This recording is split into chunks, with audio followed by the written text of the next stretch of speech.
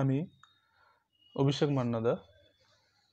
এর আগের ক্লাসে আমি উদ্ভিদ জগতের শ্রেণীবিন্যাস সম্পর্কে পড়িয়েছি। আজকে আমি প্রাণী জগতের শ্রেণীবিন্যাস সম্পর্কে বলবো। তবে প্রাণী জগৎটা যেহেতু অনেকটা বড় বা বিভিন্ন ধরনের প্রাণী রয়েছে, যদিও তোমরা জানো যে যত ধরনের প্রাণী পৃথিবীতে রয়েছে তার খুবই কম পার্সেন্টেজ হিসাবে এখনো পর্যন্ত আবিষ্কার হয়েছে। এখনো অনেক প্রাণীর আবিষ্কার হওয়া বা আইডেন্টিফাই হওয়া বা নামকরণ হওয়া বা গোষ্ঠীবদ্ধকরণ হওয়া, মানে ক্লাসিফিকেশন, সবই বাকি রয়েছে। যাই হোক, যতটুকু হয়েছে প্রাণী জগৎ, সেটাও পাঠ্য হিসেবে আমাদের কাছে অনেকটাই বড়। তো সেই সম্পর্কে আমরা বলবো। আজকে যে অংশটা আমরা পড়াবো তার মধ্যে সেটা হচ্ছে নন কর্ডের সম্পর্কে, মানে সহজ কথায় অমেরুদণ্ডী প্রাণী।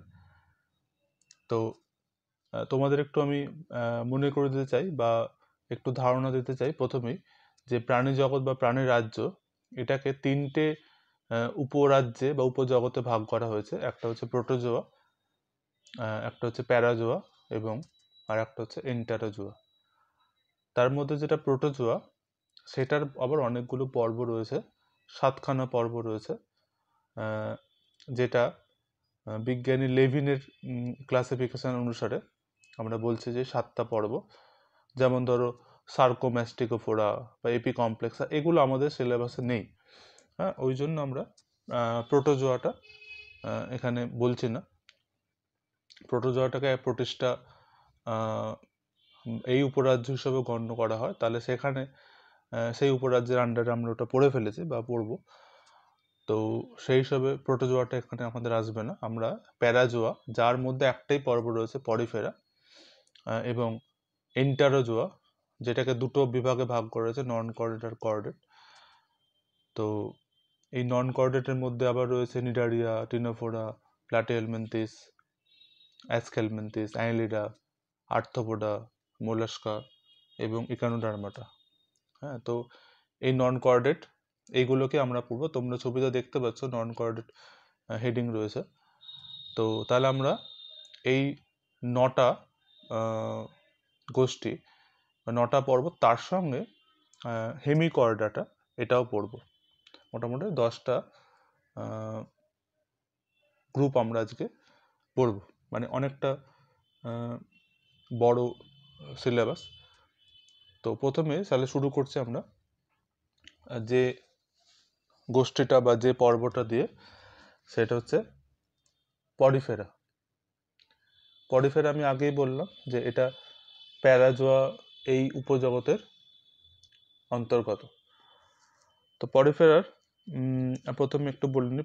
পরিফেরার প্রায় মোটামুটি ধরো বা 5000 প্রজাতি স্পঞ্জ আছে, যার মধ্যে 150টার মতো হচ্ছে স্বাদু জলের, মানে মিষ্টি জলের। এরা বহুকোষী, কিন্তু কোনো অঙ্গতন্ত্র নেই। তো বৈশিষ্ট্যগুলো দেখে নিই। প্রথমে হচ্ছে যে এদের দেহ, তোমরা ছবিতে পরিফেরার ছবি দেখতে পাচ্ছ। তো সাইকন আরো ভালো করে বললে, সব থেকে কমন আমাদের পরিফেরা প্রাণী। তো প্রথম বৈশিষ্ট্য হচ্ছে এদের দেহে অসংখ্য ছোট ছোট ছিদ্র আছে, যেগুলোকে বলে অস্টিয়া, এবং দেহের সামনের দিকে একটা বড় ছিদ্র থাকে, যেটাকে বলছে অস্কিউলা। মানে এই জায়গাটা হচ্ছে অস্কিউলা, এই জায়গাটা হচ্ছে অস্কিউলা, এই যে অস্কিউলা ছিদ্র। নেক্সট হচ্ছে 2 নম্বর বৈশিষ্ট্য, যে এরা বহুকোষী। কোষগুলো খুবই অস্পষ্ট, ডার্মাল ও গ্যাস্ট্রাল এপিথেলিয়াম এই দুটো স্তরে সাজানো রয়েছে। কোনো শ্রম বন্টন হয়নি, মানে কোষগুলো কোন ধরনের কোষের কী ধরনের কাজ, সেরকম ধরনের কোনো ডিস্ট্রিবিউশন হয়নি। 3 নম্বর হচ্ছে এদের দেহ চ্যাপ্টা, লম্বা বা ফুলদানির মতো অথবা বর্তুলাকার। 4 নম্বর হচ্ছে এদের ক্যানাল সিস্টেম বা নালিকাতন্ত্র বর্তমান, যার মাধ্যমে জল দেহের অভ্যন্তরে প্রবেশ করে বা দেহের অভ্যন্তরে সংবাহিত এবং বাইরে বেরিয়ে যাবে। 5 নম্বর হচ্ছে কোয়ানোসাইট নামক একটা বিশেষ রকম কোষ আছে, যেটা কলসি আকৃতির এবং ফ্ল্যাজেলা যুক্ত। এই কোষটা কিন্তু খুবই গুরুত্বপূর্ণ এদের জন্য। 6 নম্বর হচ্ছে এরা খুব কম কতগুলো প্রজাতি আছে যারা মিষ্টি জলে থাকে, বেশিরভাগটাই সামুদ্রিক, সেটা প্রথমে বললাম। 7 হচ্ছে এদের মধ্যে যে নলাকার দেহগহ্বর আছে সেটাকে বলছে প্যারাগ্যাস্ট্রিক ক্যাভিটি। 8 হচ্ছে এদের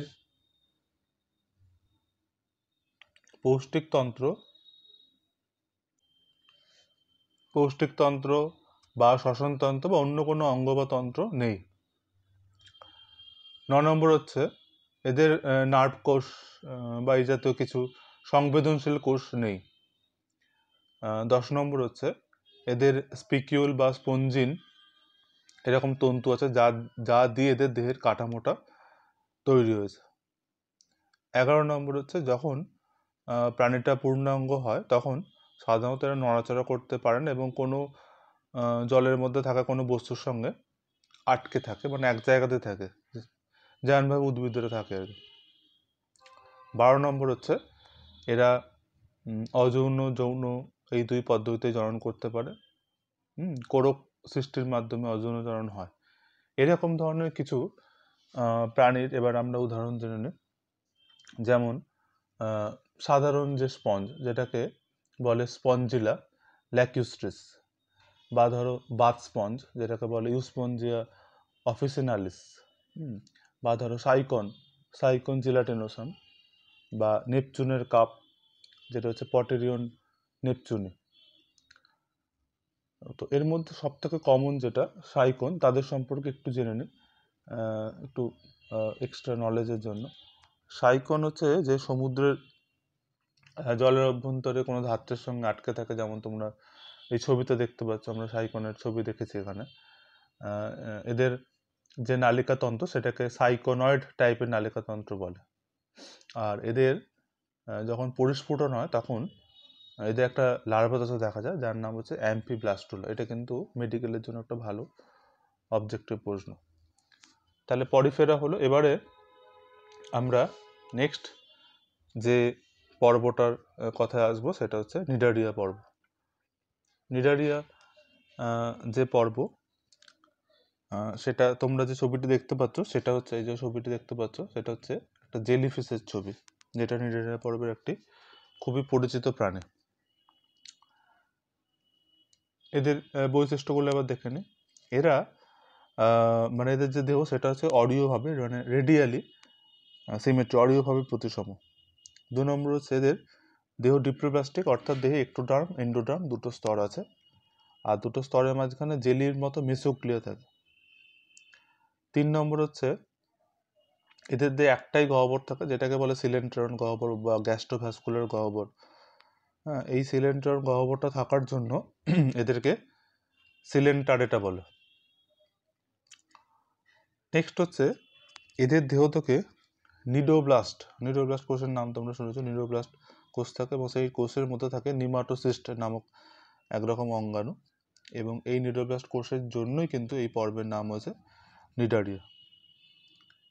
5 নম্বর হচ্ছে দেহের মধ্যে যে সিলেন্ট্রন গহ্বরের কথা বললাম সেটা একটাই ছিদ্র থাকে দেহে, যেটা দিয়ে উন্মুক্ত থাকে, সেটাকে মুখছিদ্র বা সেটাকেই পায়ুছিদ্র বলতে পারো। সেখান দিয়েই বর্জ্যবস্তু বেরোয়, মানে আলাদা কোনো পায়ুছিদ্রের ব্যবস্থা নেই এদের। 6 নম্বর হচ্ছে এদের মুখছিদ্রকে ঘিরে অনেকগুলি কোষশিখা থাকে। 7 নম্বর হচ্ছে এদের জীবনচক্রে দুটো দশা দেখা যায়, একটা হচ্ছে পলিপ দশা আর একটা হচ্ছে মেডুসা দশা। 7 নম্বর হচ্ছে এদের দু রকমের পরিপাক দেখা যায়, অন্তঃকোষীয় পরিপাক এবং বহিঃকোষীয় পরিপাক। এই দুই প্রকার পরিপাক এই গোষ্ঠীতে একমাত্র দেখা যায়। নেক্সট হচ্ছে মানে 9 নম্বর পয়েন্ট হচ্ছে এদের স্নায়ুতন্ত্র রয়েছে, এবং স্নায়ুতন্ত্র দেহে স্নায়ু জালের মতো, যে স্নায়ু জালকের মতো রয়েছে, মানে বিস্তৃত রয়েছে, আর অন্যান্য তন্ত্র খুব একটা দেখা যায় না। তারপরে 10 নম্বর পয়েন্ট হচ্ছে এরা একলিঙ্গ হতে পারে বা উভয় লিঙ্গ হতে পারে, এবং কোরকের সাহায্যে অযৌন জনন তোমরা পড়েছো হাইড্রার ক্ষেত্রে, সেই হাইড্রা হচ্ছে এই পর্বের, এবং কোরকের সাহায্যে অযৌন চরণ ঘটে, যেটা খুবই একটা গুরুত্বপূর্ণ বৈশিষ্ট্য এদের। আবার যৌন জননও ঘটতে পারে যদি স্পার্ম আর ওভাম যদি মিলিত হয়। আচ্ছা, তারপরে 12 নম্বর পয়েন্ট হচ্ছে 12 নম্বর 11 হবে, যে এরা সবাই জলজ এবং সবাই সমুদ্রেই বসবাস করে, মানে এই যে পর্বের প্রাণীরা। আর 12 নম্বর পয়েন্ট হচ্ছে এদের জীবনচক্রে একটা লার্ভা দেখা যায়, যেটার নাম হচ্ছে প্ল্যানুলা লার্ভা। এটাও খুব ইম্পর্ট্যান্ট একটা কোশ্চেন মেডিকেলের জন্য। তো এই হচ্ছে বৈশিষ্ট্যের কথা বললাম। এবার আমরা কিছু উদাহরণ জেনে নিই। সব থেকে কমন যে উদাহরণটা হাইড্রা, যেটা সায়েন্টিফিক নাম হচ্ছে হাইড্রা ভিরিডিস বা হাইড্রা ভালগারিসও একটা রয়েছে প্রজাতি। হ্যাঁ, তারপরে লাল প্রবাল, যার সায়েন্টিফিক নাম হচ্ছে কোরালিয়াম রুব্রাম। তারপরে জেলিফিশ, যার ছবি তোমরা দেখছো, অরেলিয়া অরিটা। তো এইগুলো হচ্ছে নিডারিয়া পর্বের প্রাণী। একটা জেলিফিশ যেহেতু রয়েছে এখানে ছবি, তো জেলিফিশের একটু বৈশিষ্ট্য আমরা দেখে নিই, জেনে নিই। জেলিফিশ হচ্ছে সমুদ্রে থাকে এবং সাধারণত এককভাবে থাকে, একা একা থাকে। এদের জীবনচক্রে মেডুসা দশা, যেটা আমরা বলছিলাম তখন পলিমেডুসা, তার মধ্যে মেডুসা দশা প্রাধান্য দেখা যায়। দেহটা ছাতার মতো, তার প্রান্ত দেশ থেকে দেখছো অনেক কোর্সিকা, এই যে কোর্সিকা অসংখ্য তোমরা দেখতে পাচ্ছ সৃষ্টি হয়েছে বা ঝুলে রয়েছে। হ্যাঁ, এই হচ্ছে জেলিফিশ একটা নিডারিয়া পর্বের প্রাণীর বৈশিষ্ট্য। এরপরে আমরা আসবো টিনোফোরা। টিনোফোরা পর্বের প্রাণী, তোমরা একটা ছবি দেখতে পাচ্ছ টিনোফোরা পর্বের। এই টিনোফোরা এবং নিডারিয়া খুব ক্লোজ, হ্যাঁ, কিন্তু তাদের মধ্যে পার্থক্য রয়েছে।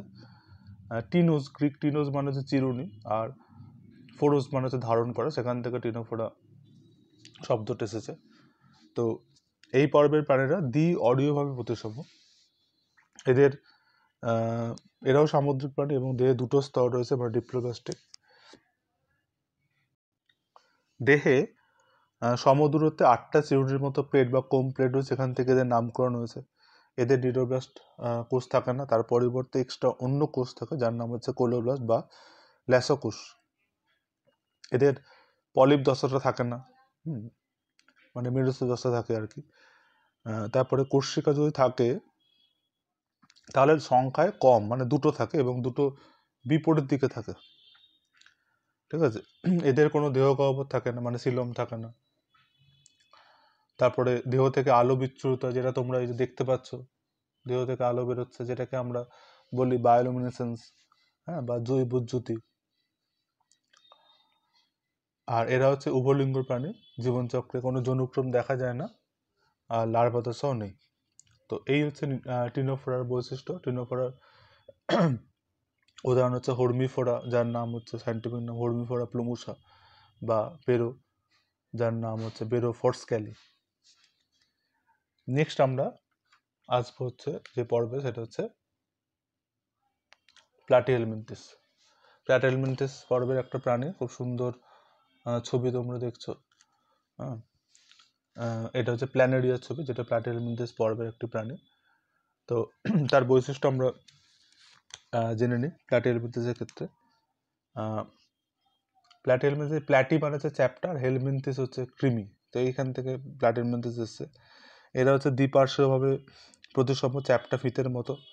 হ্যাঁ, দেহটা উপর নিচে চ্যাপ্টা, দেহের মধ্যে কোনো গহ্বর থাকে না, মানে সিলম থাকে না। একটোডার্ম আর এন্ডোডার্ম রয়েছে, তার মাঝখানে মেসোডার্ম এসছে। মেসোডার্ম এই প্রথম ডিপ্লোব্লাস্টিক প্রাণীর আবির্ভাব ঘটলো আর কি, এর আগে পর্যন্ত ডিপ্লোব্লাস্টিক ছিল। এরা কিছু প্রাণী স্বাধীনজীবী হলেও বেশিরভাগই অন্তঃপরজীবী হয়, 4 নম্বর বৈশিষ্ট্য বললাম। নেক্সট হচ্ছে এদের মুখছিদ্র আছে কিন্তু পায়ুছিদ্র নেই। পৌষ্টিক নালী অসম্পূর্ণ হতে পারে বা অনুপস্থিত। 6 নম্বর হচ্ছে এদের যে রেচন অঙ্গ, সেটা হচ্ছে তার নাম ফ্লেম সেল বা শিখাকোষ। 7 নম্বর হচ্ছে এরা সমদ্বিপার্শ্বীয় প্রতিসম এবং বেশিরভাগ প্রাণী দেখা যায় উভলিঙ্গ। তারপর নেক্সট হচ্ছে 8 নম্বর পয়েন্ট, এদের দেহের অগ্রপ্রান্তে নার্ভ গ্যাংলিয়া এবং একজোড়া সাধারণত দেখা যায়, একজোড়া নার্ভ কর্ড থাকে, ভেন্ট্রাল নার্ভ কর্ড থাকে, যেটা এদের স্নায়ুতন্ত্র তৈরি করেছে। আর 9 নম্বর হচ্ছে এদের জীবনচক্রে কিন্তু অনেক ধরনের লার্ভা দশা থাকতে পারে। তো এই হলো তোমার প্ল্যাটিহেলমিনথেস। প্ল্যাটিহেলমিনথেসের কিছু উদাহরণ আমরা জেনে নিই, যেমন শূকরের ফিতাকৃমি টিনিয়া সোলিয়াম, বা গরুর ফিতাকৃমি টিনিয়া স্যাজিনাটা, বা চকলেট কৃমি ফেসিওলা হেপাটিকা, এগুলো, বা অনেক সময় কুকুর বিড়ালের দেহ ফিতাকৃমি থাকে অ্যাকাইনোকক্কাস গ্রানুলোসাস, এগুলো। এই প্ল্যাটিহেলমিনথেস কিন্তু মানে খুব অপকারী একটা প্রাণী হিসাবে মানুষের কাছে পরিচিত। বিভিন্ন গৃহপালিত পশু যেমন হচ্ছে মানুষের শরীরে ওই ফিতাকৃমি থাকে, হ্যাঁ, মানুষ ফিতাকৃমি দ্বারা আক্রান্ত বিভিন্ন রকমের সমস্যা, রক্তাল্পতা, আন্ত্রিক ব্যাধি, মাথা ধরা, হ্যাঁ, তারপরে পক্ষাঘাত পর্যন্ত, মানে প্যারালাইসিস পর্যন্ত হতে পারে, মানুষের মৃত্যু হতে পারে। তো সেই হিসাবে প্ল্যাটিহেলমিনথেসটা খুব একটা পরিচিত বা মেডিকেলি একটা খুব ইম্পর্টেন্ট প্রাণী হিসাবে বিবেচিত হয়। তো এই যে বিশেষ করে টিনিয়ার কথা যেটা বলছিলাম, যে টেপ ওয়ার্ম, তার একটু পরিচয় তাহলে আমরা একটু জেনে নিই। এদের দেহ লম্বাটে ফিতের মতো এবং দেহ স্কোলেক্স মানে মস্তক আর কি, গ্রীবা এবং স্ট্রোবিলা, এই 3টে অংশে বিভক্ত। স্ট্রোবিলা অংশে ছোট ছোট ছোট ছোট খণ্ড থাকে, যেগুলোকে আমরা প্রোগ্লোটিড বলি। আর এদের দেহে মানে প্রত্যেকটা এই যে প্রোগ্লোটিডের মধ্যে কিন্তু পুং এবং স্ত্রী জননতন্ত্র একসঙ্গে থাকে। আর এদের পোষক হচ্ছে মানুষ এবং গরু অথবা শূকর। তো এটা মানুষের ক্ষেত্রে একটা সমস্যার কারণ এই কৃমিটা, সেই জন্য আমরা একটু জেনে নিলাম এর সম্পর্কে। এরপরে আমরা যে পর্বটাতে আসছে সেটা হচ্ছে এরপরে এটাও এক রকম কৃমি, যেটাকে অ্যাসকেলমিনথেস বলে বা নিমাটহেলমিনথেস বলে। তো এদের বৈশিষ্ট্য আমরা জেনে নিই। এখানে নিমাটোস মানে হচ্ছে সুতো, সেখান থেকে নামটা এসছে। এরা হচ্ছে নলাকার দেহ, তোমরা ছবিতে দেখতে পাচ্ছ নলাকার দেহ, তার দুই প্রান্ত দেখো ক্রমশ সরু হয়ে গেছে, প্রান্তগুলো সরু। হ্যাঁ, এরা দ্বিপার্শ্বীয় প্রতিসম হয়। নেক্সট হচ্ছে এদের পৌষ্টিকতন্ত্র হয় সম্পূর্ণ বা কারোর ক্ষেত্রে অসম্পূর্ণ হতে পারে। দেহের অগ্রভাগে মুখছিদ্র থাকে, পশ্চাতে পায়ুছিদ্র থাকে। পেশিতন্ত্র এদের ক্ষেত্রে উন্নত এবং এরা ত্রিস্তবিষ্ট প্রাণী, আগেই সেটা জানি আমরা, আগেরটা প্ল্যাটিহেলমিনথেস ছিল। এদের কোনো যে এদের যে সিলমটা আছে সেটা হচ্ছে সিউডোসিলম প্রকৃতির, মানে প্রকৃত সিলম নয় আর কি। এরাও প্ল্যাটিহেলমিনথেসের মতো স্বাধীনজীবী নয়, বেশিরভাগই হচ্ছে তোমার পরজীবী হিসেবে থাকে, অন্তঃপরজীবী হিসেবে থাকে। আর এরা একলিঙ্গ, মানে স্ত্রী পুরুষের ভাগ আছে, যেটা কিন্তু প্ল্যাটিহেলমিনথেসের ক্ষেত্রে আমরা দেখিনি, ওরা উভয় লিঙ্গ ছিল। আর এদের নার্ভাস সিস্টেমটাও বেশ উন্নত হয়, হ্যাঁ, নার্ভ রিং থাকে যেটা গ্রাজনালীকে বেষ্টন করে থাকে। এই হচ্ছে অ্যাসকেলমিনথেস, এবং অ্যাসকেলমিনথেসটাও মেডিকেলি ইম্পর্টেন্ট, কারণ এরাও মানুষের অনেক রকম রোগ তৈরি করে। যেমন ধরি যে গোলকৃমি, যেটা আমরা আমাদের পরিচিত, সেটা মানবদের ঢুকলে রক্তাল্পতা থেকে শুরু করে নানা রকমের সমস্যা, এমনকি মৃত্যু ঘটাতে পারে। তো এদের কিছু উদাহরণ আমরা জানি, এই যে গোলকৃমি যার কথা বললাম, অ্যাসকারিস লুম্ব্রিকয়েডিস, বা হুক কৃমি, অ্যাঙ্কাইলোস্টোমা ডিওডেনিনালি, তারপরে গোদ বা ফাইলেরিয়ার কথা তোমরা জানো, যেটা কিউলেক্স মশার মাধ্যমে হয়, ফাইলেরিয়াসিস বলে যেটাকে। তার যে দায়ী, তার জন্য দায়ী যে জীবাণু বা প্যাথোজেন, সেটা হচ্ছে উচেরিয়া ব্যাংকপ্ট। এটাও হচ্ছে তাহলে একটা অ্যাসকেলমিনথেস জাতীয় প্রাণী বা কৃমি জাতীয় প্রাণী, যেটা কিন্তু কিউলেক্সের মাধ্যমে বাহিত হয়। এরপরে আমরা চলে আসবো যে প্রাণীটার ক্ষেত্রে বা যে পর্বটার ক্ষেত্রে তোমরা ছবি দেখতে পাচ্ছ, ওটা কেঁচোর ছবি রয়েছে, খুব পরিচিত একটা প্রাণী আমাদের, যেটা অঙ্গুরিমাল বাইলেটার মধ্যে পড়ে। অ্যানুলাস গ্রিক শব্দ বা ল্যাটিন শব্দ, সেখান তার মানে হচ্ছে আংটি, সেখান থেকে এসেছে। এর কিছু বৈশিষ্ট্য জেনে নিই। এরা হচ্ছে দ্বিপার্শ্বীয় প্রতিসম, মুখ এবং পায়ু দেহের দুই প্রান্তে রয়েছে। এরা ট্রিপ্লোপ্লাস্টিক, মানে ত্রিস্তর বিশিষ্ট এক্টোডার্ম, এনোডার্ম, মেসোডার্ম রয়েছে। দেহ নলাকার, লম্বা, আংটির মতো খণ্ড রয়েছে যেগুলোকে বলে সোমাইট বা মেটামেয়ার, সেই জন্য এদের নাম হচ্ছে অ্যানিলিডা।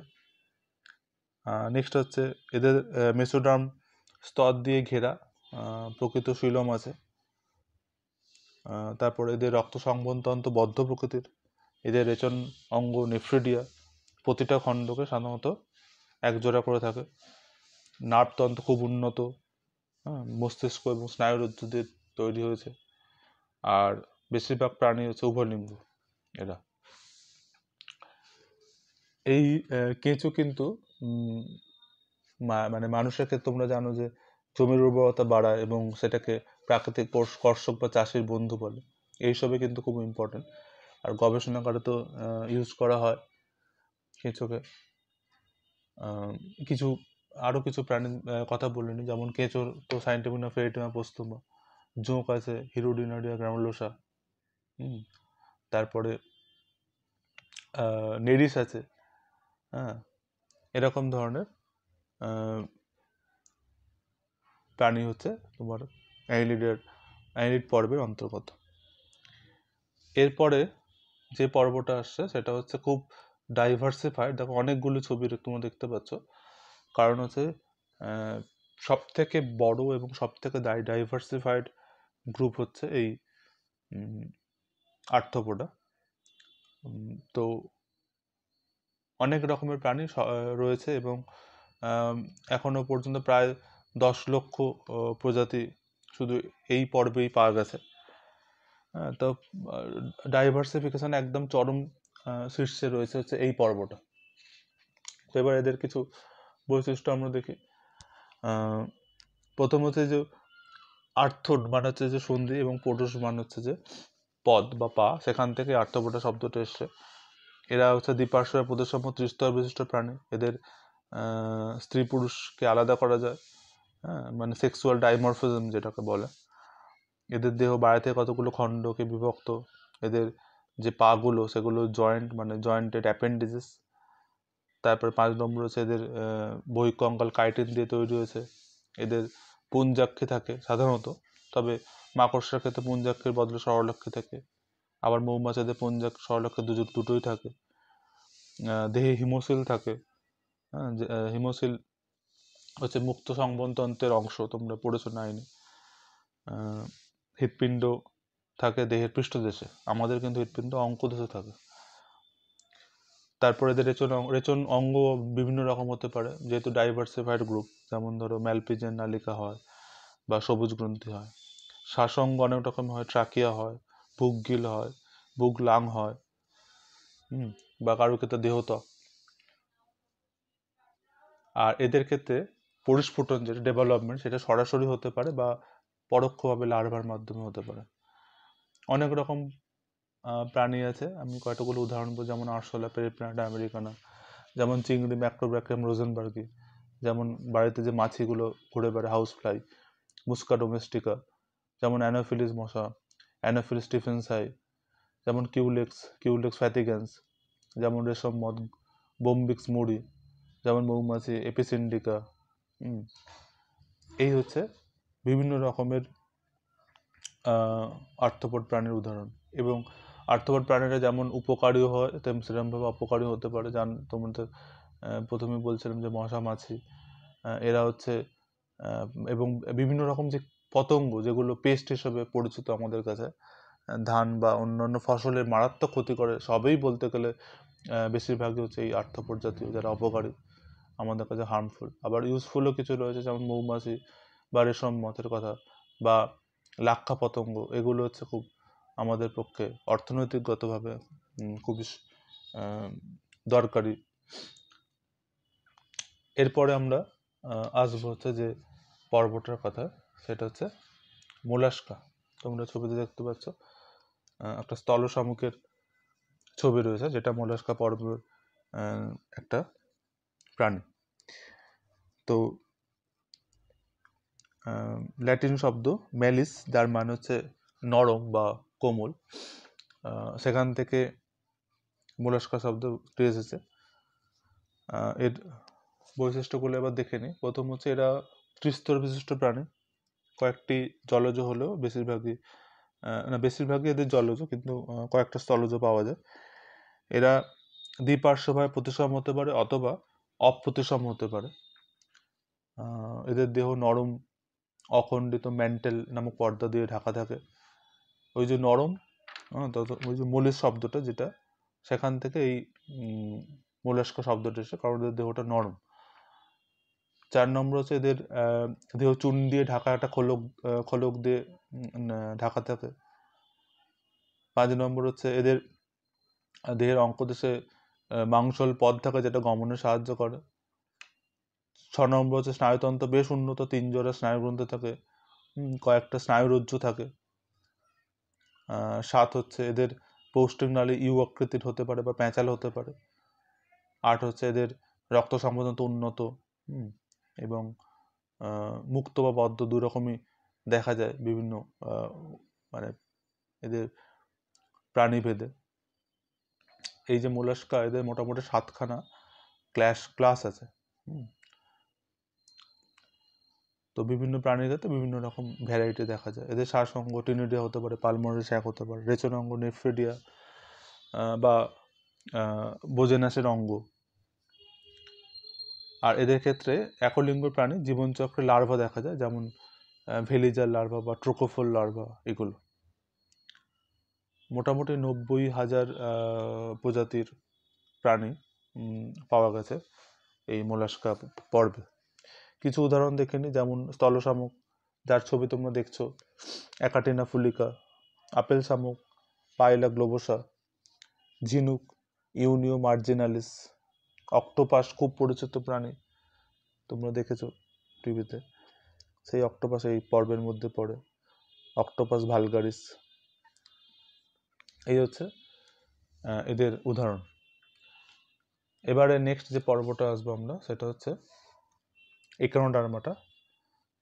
ইকাইনাস, এখানে এর শব্দের মানে হচ্ছে কাঁটা, ডার্মা মানে ত্বক, সেখান থেকে এসছে। এদের সব প্রাণী হচ্ছে সামুদ্রিক এবং এরা ট্রিপ্লোব্লাস্টিক। নেক্সট হচ্ছে এদের দেহের বাইরে চূর্ণ নির্মিত কাঁটা বা অসিকল থাকে। এই কাঁটার জন্য এদের নাম হচ্ছে ইকানোডার্মাটা। দেহের সামনের দিকে মস্তক বলে কিছু থাকে না। তারপরে ধরো এদের দেহে জল সংবহন তন্ত্র বা ওয়াটার ভাস্কুলার তন্ত্র থাকে। এদের গমনাঙ্গ হচ্ছে টিউব ফিট বা নালীপথ। এদের কিছু প্রাণীর আকার তারার মতো হতে পারে, তোমরা দেখতে পাচ্ছ এই যে স্টারফিশ, কারোর ক্ষেত্রে লম্বাটে হয়, কারোর ক্ষেত্রে গোলাকার হয়। এদের দেহ কিন্তু প্রকৃত শৈলম রয়েছে এবং এদের বহির্নিক্ষেপ ঘটে সমুদ্রের জলে, যেহেতু সামুদ্রিক প্রাণী এরা। আচ্ছা, এরা এছাড়া আরও যে বৈশিষ্ট্য, এরা একলিঙ্গ হয় এবং যৌনজনন করে নর্মালি। এদেরও জীবনচক্রে অনেকগুলো লার্ভার সাথে দেখা যায়। মেডিকেলি ইম্পর্টেন্ট কোশ্চেন এটা। যেমন ধরো বাইপিনারিয়া, ব্র্যাকিওলারিয়া, প্লুটিয়াস, এগুলো হচ্ছে এদের লার্ভার নাম। এবার এদের কিছু উদাহরণ জেনে নিই। উদাহরণ হচ্ছে যেমন তোমার স্টারফিশ, হ্যাঁ, যেটা ছবি তোমরা দেখছো, তারা মাছ, অ্যাস্টেডিয়াস রুইবেন্স, তারপরে সমুদ্র শসা কুকুমেরিয়া ফ্রন্ডোসা, তারপরে ব্রিটিল স্টার আছে, অফিউরা সিলিয়ারিস। হ্যাঁ, এইগুলো হচ্ছে আমাদের পরিচিত ইকানোডার্মস পরিচিত ইকানোডার্মাটা পর্বের প্রাণী। এরপরে যেটা রয়েছে সেটা এখন নন কর্ডেটিকে বলা হয়, আগে একে কর্ডাটা বলা হতো।